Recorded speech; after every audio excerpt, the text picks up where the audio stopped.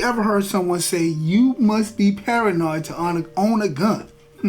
It's a common stereotype, and today we're going to dive into why this misconception exists and why it's just plain wrong.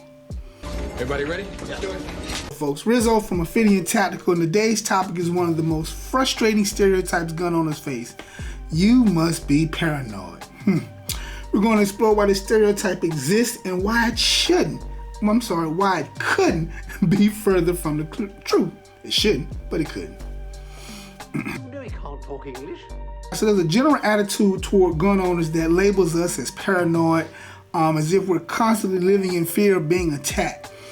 This misconception is not only unfair, but it also kind of oversimplifies the reasons why responsible individuals choose to own firearms.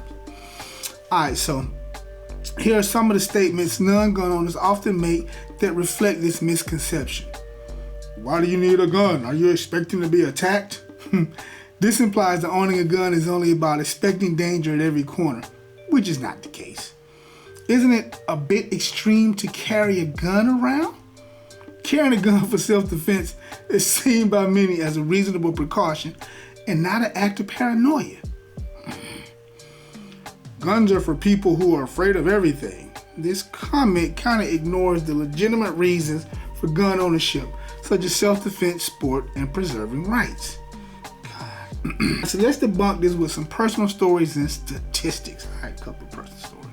All right, for example, I know many gun owners, including myself, who have never had to draw their weapon in self-defense, but carry it for peace of mind. It's about being prepared, not paranoid. Statistics also support responsible gun ownership. The CDC, the CDC estimates that firearms are used defensively about between 500,000 and 3 million times per year in the U.S. That's a lot of people potentially saved by having a means to protect themselves. Let's sum it up. Owning a gun does not make someone paranoid.